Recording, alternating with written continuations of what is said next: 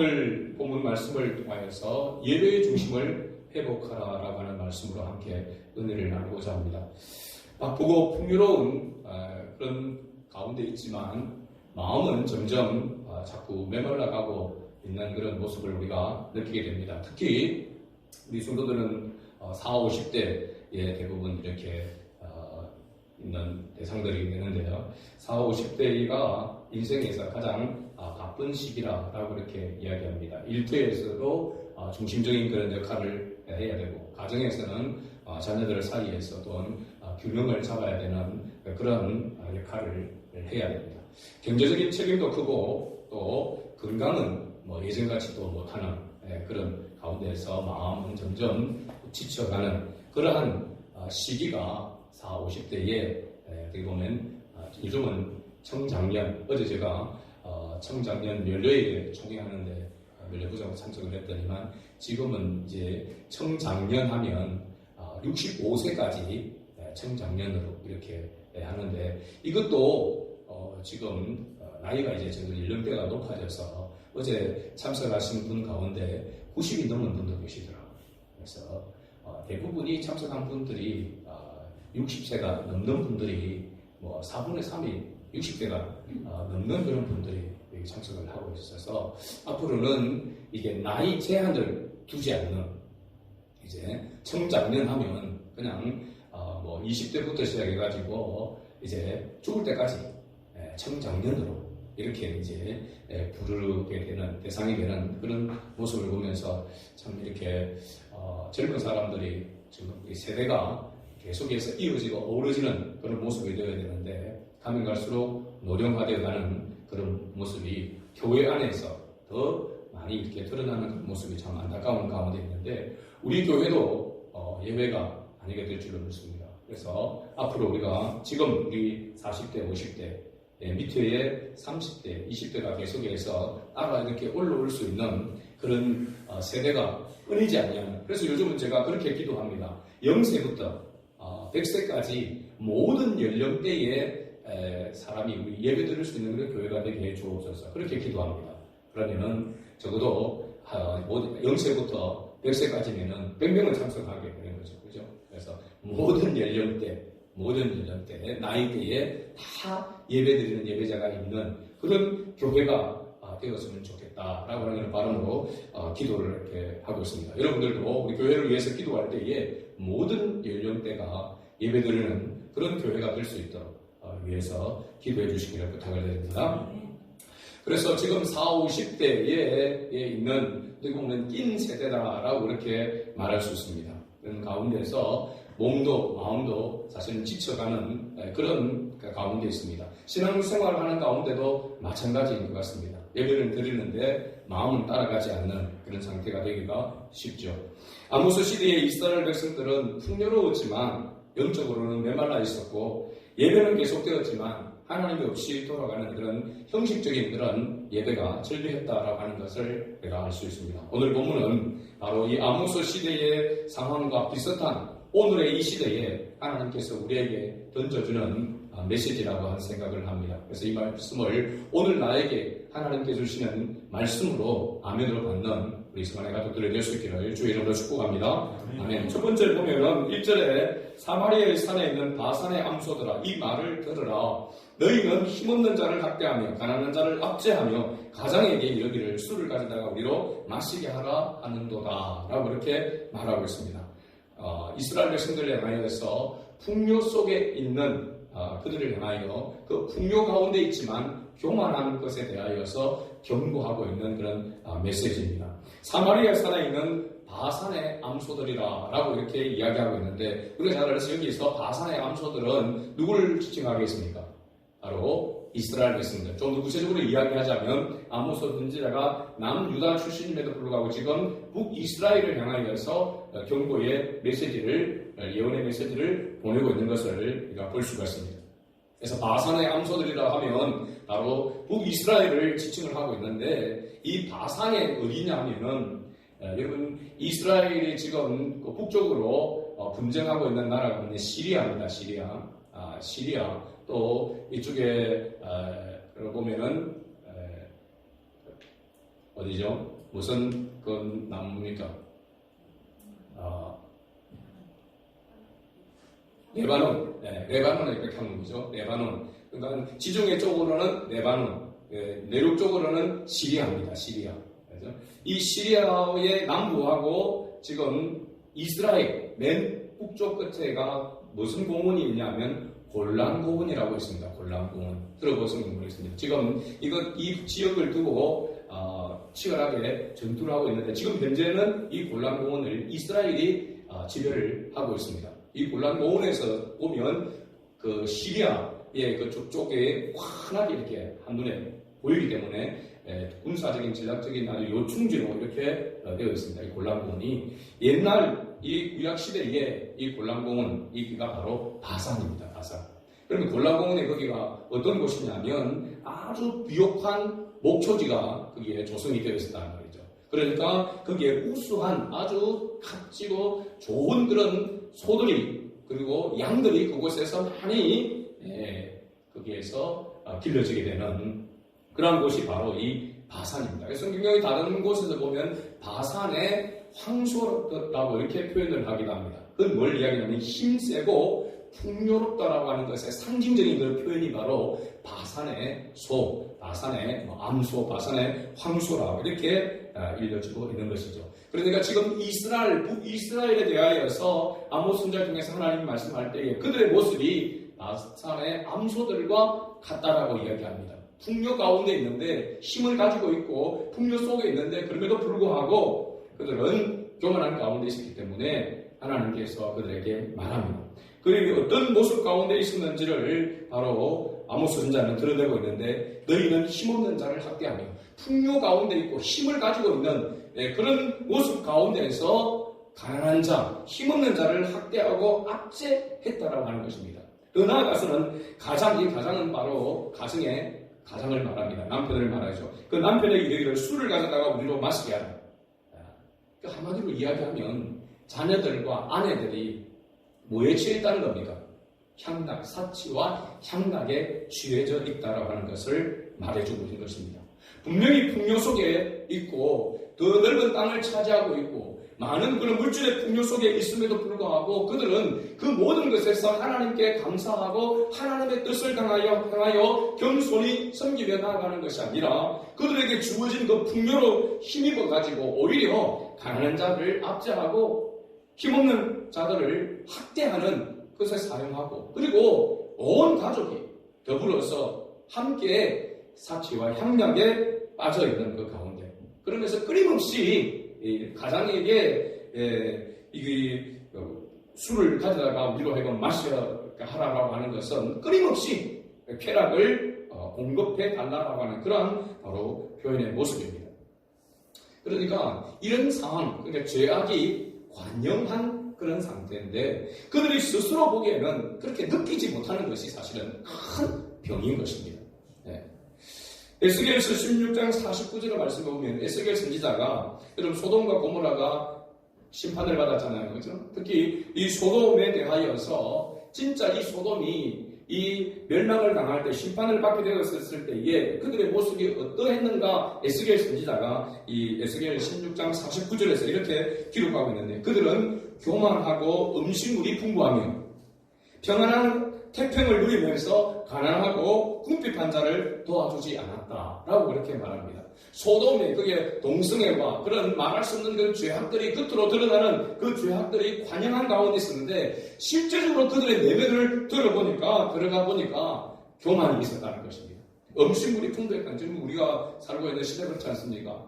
음식을 못 먹어서 굶주림이 아니라 음식물이 넘쳐나서 고민인 그런 시대 속에 우리가 살아가고 있는 것입니다. 이런 가운데서 우리가 하나님께서 이런 은혜를 주신 것에 대해서 감사하면서 하나님의 뜻을 따라서 오히려 가난한 사람, 연약한 사람들을 돌봐주면서 함께 세워져 가는 그런 공동체가 되어야 되는데 그렇지 못했다는 것입니다. 그들에게 주어진 것을 가지고 그들은 오히려 더 그 힘을 가지고 그 권력을 가지고 자기들의 더 배를 불리는 그러한 모습으로 나아갔다는 것입니다. 이게 어떤 특정한 사람들, 특정한 부류, 특정한 세대가 아니라 어린아이부터 어른들까지 모든 세대가 바로 이렇게 사치와 향락 가운데 아주 있었다. 교만한 가운데 있었다라고 하는 것을 말해주고 있습니다. 물론 그 모든 것 가운데 책임은 그 당시에 바로 지도자들에게 있었다. 그래서 우리가 3장에서 보면 계속해서 하나님께서 경고하실 때에 그 궁궐을 무너뜨리라.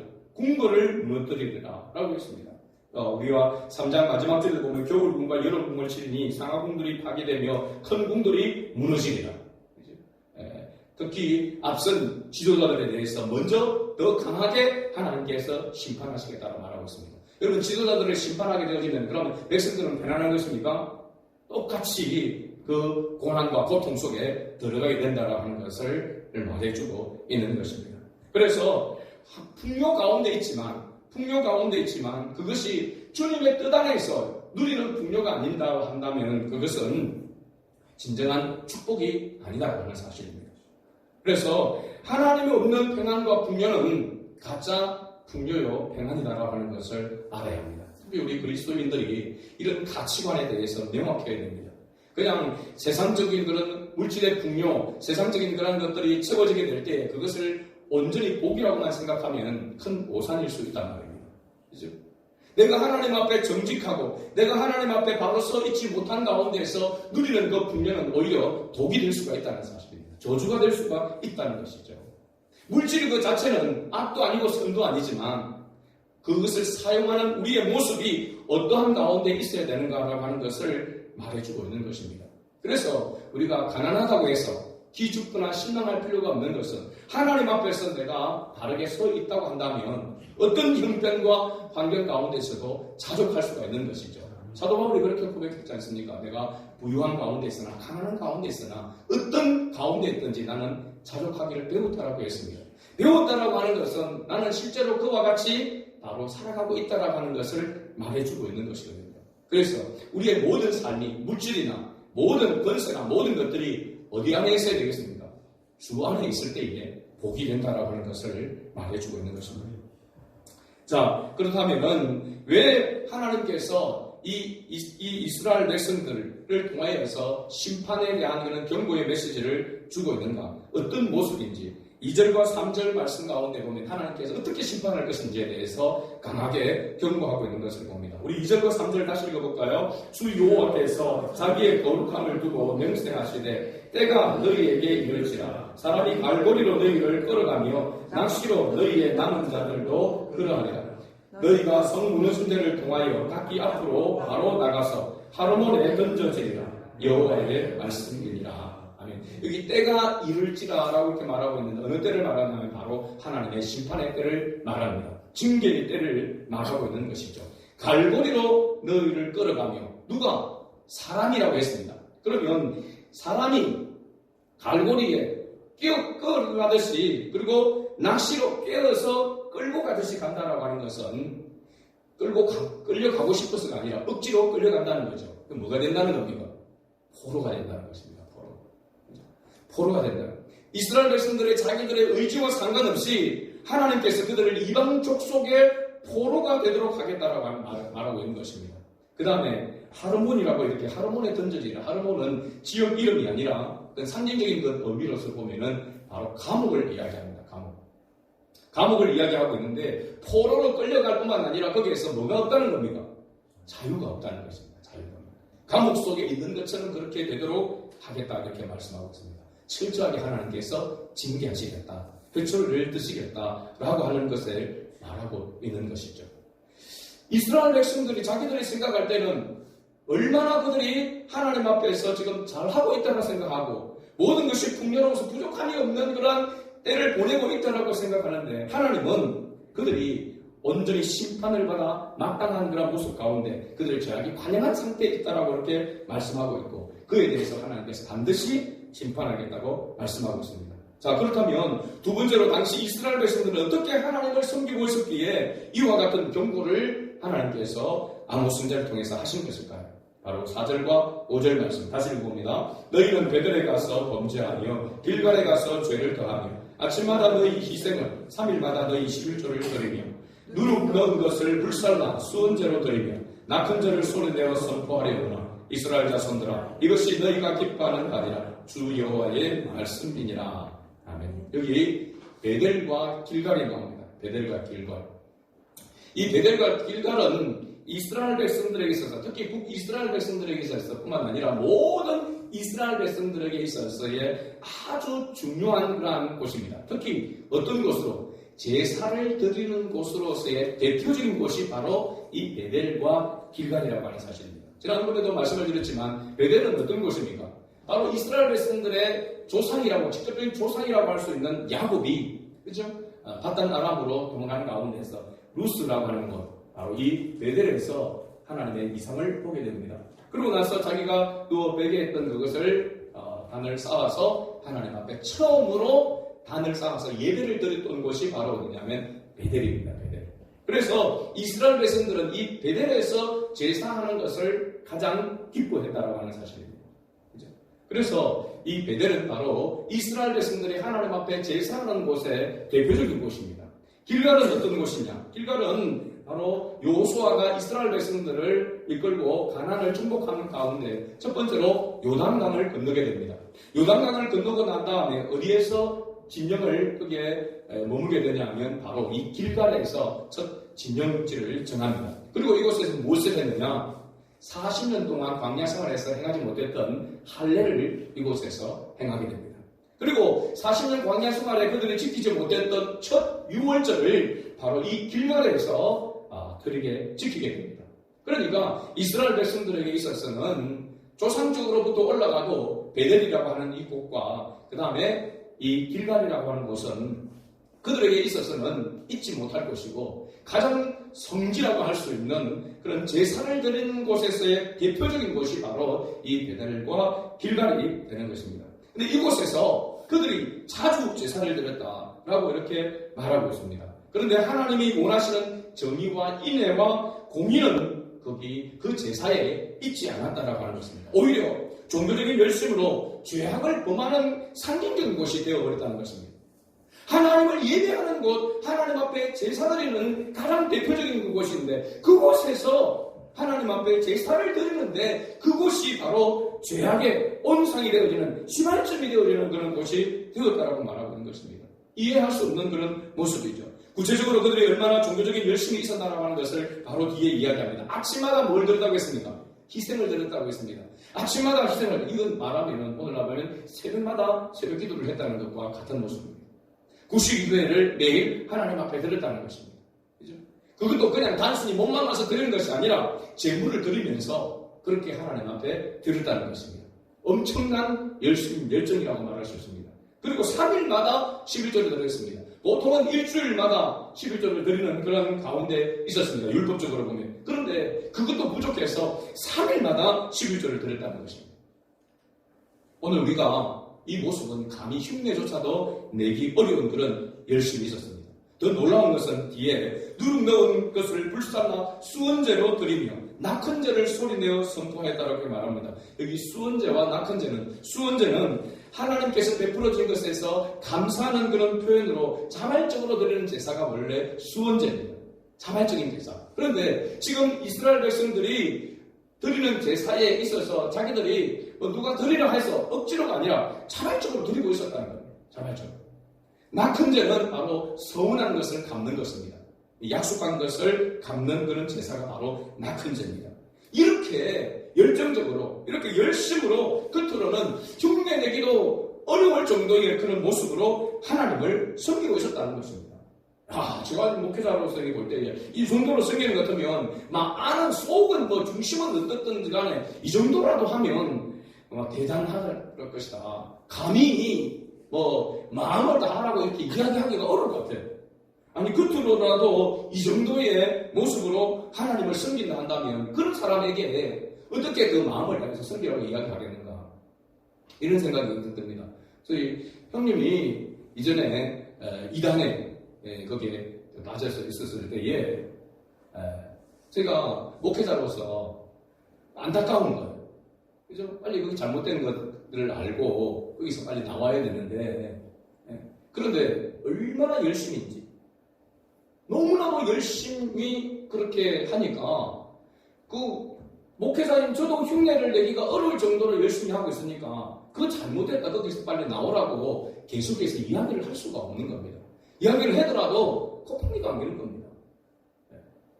근데 당시 마산시청에서 공무원으로 근무할 때에 그 마산시청 안에서 목사로 불려질 정도의 그렇게 열정이 있었습니다.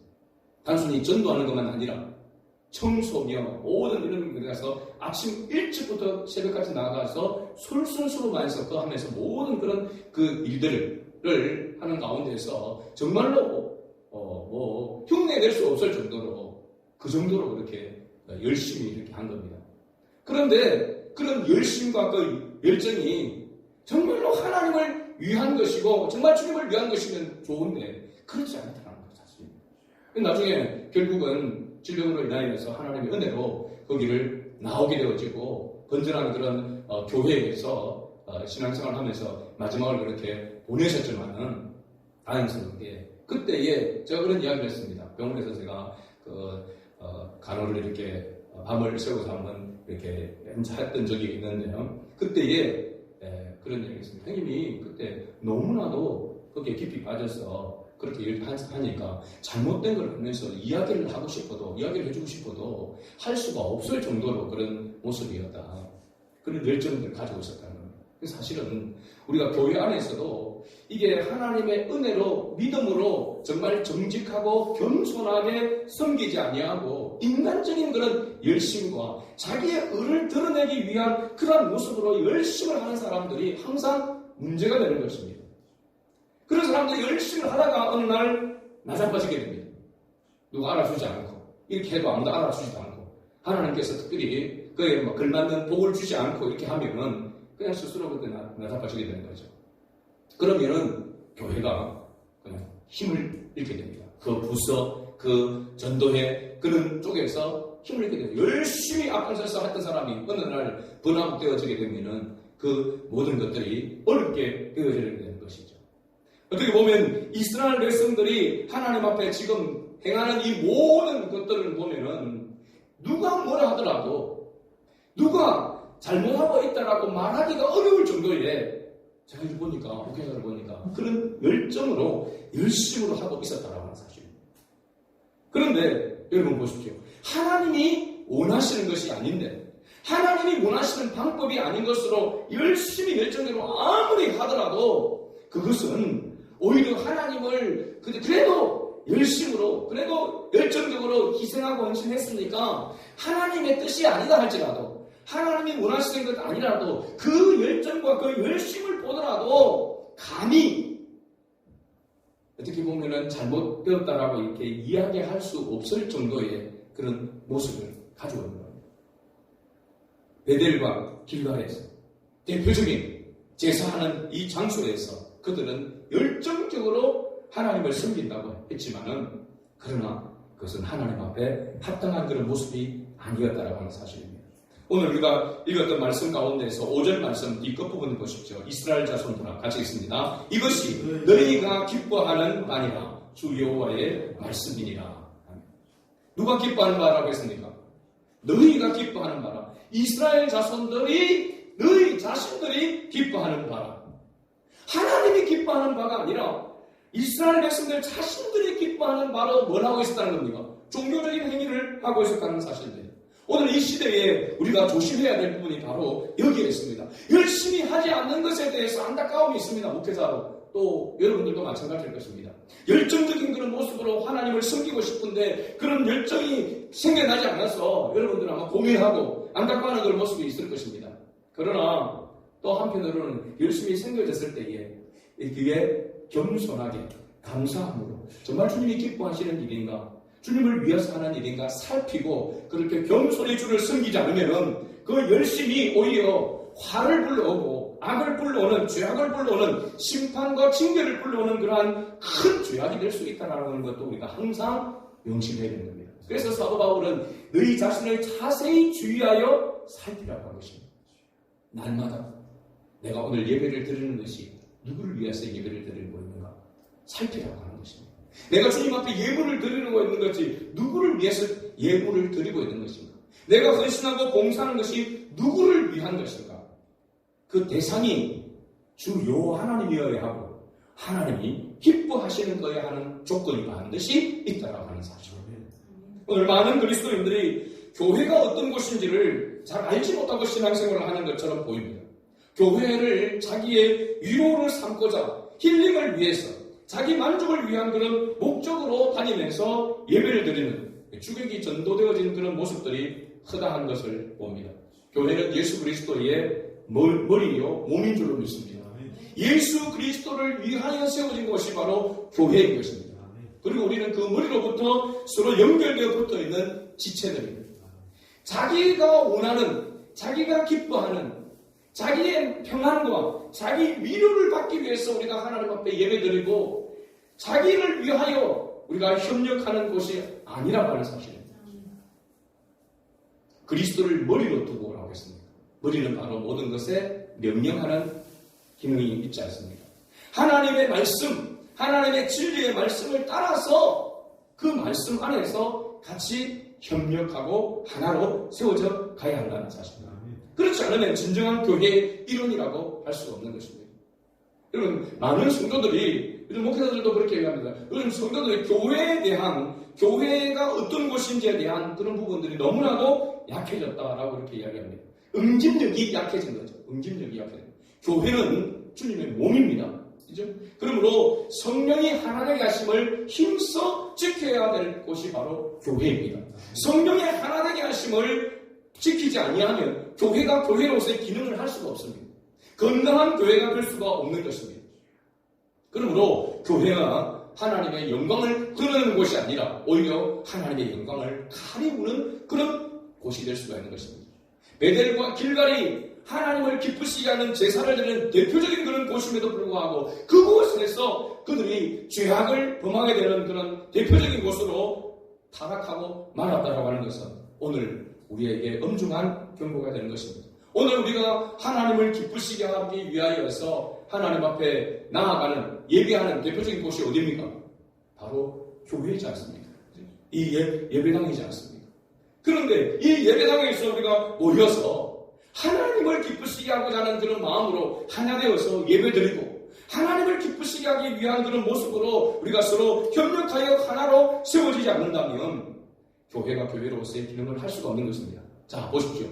그렇게 풍요로운 가운데 있었던 살찐 암소와 같은 그런 이스라엘 백성들이 그들이 하나님의 뜻 가운데 나아가지 못하니까 그들이 어떻게 보면 열심을 그렇게 하나님 앞에 자기들을 위하여서 자기들의 기쁨과 자기들의 즐거움을 위해서 그렇게 했지만 하나님은 그것을 기뻐하지 않았다는 사실입니다. 그게 왜 그러느냐? 그러면은 그들이 사로잡혀 있는 것은 진리의 말씀 가운데 서서 그 진리 안에서 자유하면서 참된 기쁨을 누리는 그런 모습이 되는데 진리를 제쳐놓고 하나님을 제쳐놓고 그 안에서 즐거움을 누리려고 하니까 그게 참된 자유가 있을 수가 없는 것입니다. 여러분 보십시오. 하나님의 말씀을 떠나서 진리를 떠나서 여러분들이 자유할 수 있을 것 같이 보이시지만 절대로 자유할 수 없습니다. 특히 하나님의 자녀라고 한다면 하나님을 떠나서 하나님의 말씀을 떠나서 사는 삶이 자유롭다고 한다는 것은 여러분 심각하게 생각해야 됩니다. 나는 지금 만족한다. 나는 지금 이대로가 좋아. 나는 이렇게 그냥 생활할 거야. 라고 그렇게 생각한다면 엄청난 하나님의 영적으로 보면은 타락하는 가운데 있는 것입니다. 그렇죠? 그것은 실제적으로 보면 자유가 아니라 사로잡혀 있는 것입니다. 누구에게? 사탄 마귀에게 사로잡혀 있는 것입니다. 하나님을 기쁘시게 하는 삶이 아닌 하나님을 영원롭게 하는 삶이 아닌 그런 목적이 아닌 자기를 위한 삶으로 살아간다고 하는 것은 자유로운 것 같이 보여지지만 그건 정말 사탄 마귀에 사로잡혀 있는 노예와 같은 것입니다. 그래서 진리를 알지니 진리가 너희를 자유하게 하리라 라고 하는 말씀을 우리는 항상 기억해야 됩니다. 내가 진리 때문에 부담스럽고 하나님의 말씀을 따라서 하나님이 기뻐하는 삶을 살아가려고 하니까 때로는 부담이 되어지기도 하고 때로는 힘들기도 하고 때로는 그게 부딪히기도 하고 그런 모습들이 있지만 그럼에도 불구하고 주님을 의지하면서 나아가는 그 삶이 진리 안에서 자유하는 삶입니다. 그것을 어렵다고 힘들다고 버리고 자기의 길로 가게 되면 자유로운 것 같지만 결국은 다른 것에 매일 수밖에 없는 것입니다. 하나님께서 전쟁이라고 하는 것을 통해 가지고 이런 무자비한 그런 징계가 임하였을 때만 징계가 아니라 우리가 하나님의 은혜 속에서 하나님의 은혜를 맛보며 살아가지 못하는 것 또한 징계 아래에 있는 것입니다. 이것을 우리가 알아야 될 줄 믿습니다. 결론적으로 오늘 우리가 드리는 예배의 중심이 하나님께 있는지 살펴야 합니다. 무엇을 위해서 우리가 예배의 자리로 나오는지, 무엇을 위해서 내가 그리스도인으로 살아가고 있는지, 자신을 기쁘게 위한 목적인지 하나님을 기쁘시게 하기 위한 목적인지를 날마다 매 순간마다 살펴야 하는 것입니다. 아모스 선지자는 두렵고 떨리는 마음으로 이 말씀을 이스라엘 백성들에게 경고하면서 이 말씀은 자신의 말이 아니라 여호와의 말씀이라고 거듭 강조하고 있는 것을 봅니다. 아모스 선지자의 이 예언의 메시지 가운데에서 아주 특징 중에 하나라고 한다면 그 말씀마다 끝부분에 뭐라고 이야기하고 있습니까? 여호와의 말씀이니라. 오늘 우리 4장에서도 보게 되면요, 3절 끝부분에 여호와의 말씀이니라, 5절 끝부분에 6절, 8절, 9절, 10절, 11절 내 말씀 끝부분에마다 여호와의 말씀이니라라고 이렇게 이야기합니다. 이건 마치 이 말씀이 하나님의 말씀이다라고 하는 도장을 찍는 것과 같은 그런 모습입니다. 왜 그랬을까요? 저는 아모스 선지자의 그 마음이 이해가 되어집니다. 왜냐하면 이 아모스 선지자는 양을 치는 목동이고 뽕나무를 재배하는 그런 농부에 불과한 것입니다. 그런 그가 어느 날 하나님의 부르심을 받아서 하나님의 이 말씀을 선포하는 선지자로 세워지게 된 겁니다. 예언자로 세워지게 된 것입니다. 그러니까 자기의 의지와 자기의 생각으로서 할 수 없는 일이죠. 근데 하나님께서 그에게 말씀에 감동을 주셔서 말씀을 선포하러 가니까 혹이라도 이 말이 자기의 말로 들려질까 싶어서 마지막에 여호와의 말씀이니라, 여호와의 말씀이니라, 여호와의 말씀이니라 이렇게 계속해서 강조하고 있는 것입니다. 사랑하는 성도 여러분, 요즘 저도 그렇게 이야기합니다. 이 단에서부터 선포되는 하나님의 말씀의 종인 저를 통하여서 선포되는 이 말씀이 사람의 말이 아니라 하나님의 말씀으로 선포되기를 원하고 그 하나님의 말씀으로 여러분들이 듣기를 원하는 것입니다. 그 하나님의 말씀으로 엄중하게 받아서 순종하는 모습으로 나아가기를 원합니다. 두렵고 떨림으로 여호와를 경외하는 그런 모습으로 나아가기를 원합니다. 오늘 우리 모두가 이 말씀을 거울 삼아서 날마다 하나님을 기쁘시게 하는 이 목적을 잊어버리지 않고 두렵고 떨림으로 주의 말씀에 귀를 기울이고 그 말씀을 따라서 믿음의 길로 바르게 나아갈 수 있는, 그래서 이 예배의 자리가 죄를 범하는 자리가 아니라 정말로 그 목적대로 하나님을 기쁘시게 하고 하나님을 영화롭게 하는 그런 예배의 자리가 될 수 있기를 주의 이름으로 축복합니다. 아멘.